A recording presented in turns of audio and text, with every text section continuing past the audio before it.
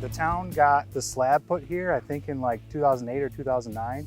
And there was like a couple of ramps. There was like an upside down cow trough. There was just a ton of wooden ramps that had screws sticking out of them, and it was unsafe, and like the locals here really needed something better. So we put all the stuff like in a pile, all the garbage, and the town came and took it, and we started bringing cinder blocks here and putting forms up, and that's when the first 2 quarter pipes went up.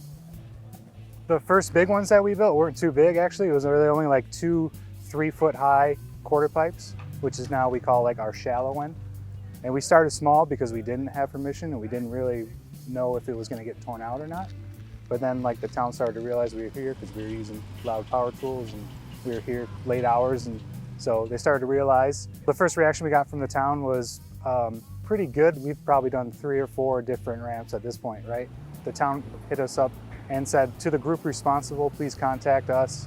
Whatever, we're like, okay, this is kind of like scary. But they just wanted to talk to us and see what we were about. I was very like, skeptical at first, but the town like surprisingly was like, wow, this is great work. Like, we're fully behind what you're doing. They see how the community has perceived it. Like a lot of parents come here and they've donated to us and they talk about how it's so great for their kids and it's gonna be amazing for the community. So I think the town sees that and they recognize that this is something constructive and not something that's just like, vandalism or, so yeah, we're super lucky with this spot.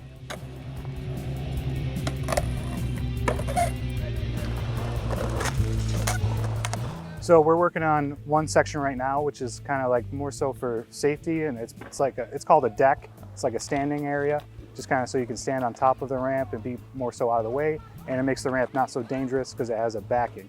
It's not a 7-foot wall and you're going over it, you're gonna land on the deck or the standing area.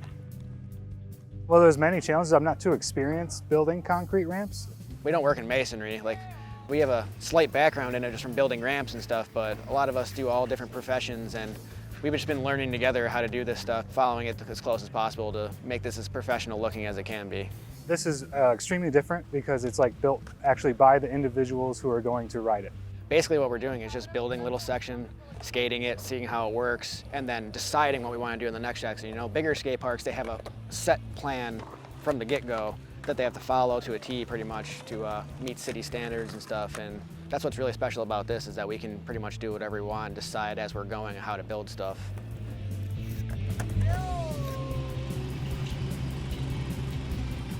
So for the future of this park, I'd like to make new ramps that aren't anywhere else at any other skate park. So I'd like to see this finished and be kind of like a representation of what like a group of individuals can do to help better their area. We're gonna keep going and like improving this place until we like really run out of room or someone tells us to stop. So it's gonna end up being something really, really, really cool. And we're very excited about it.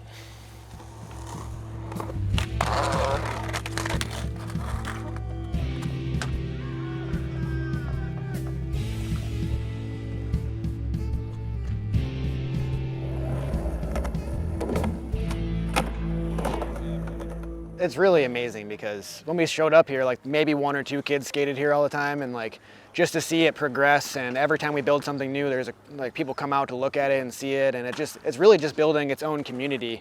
And that's really what it all is about, building a community where people can feel safe and not feel judged, and come here and have fun and like really be able to learn at their own pace.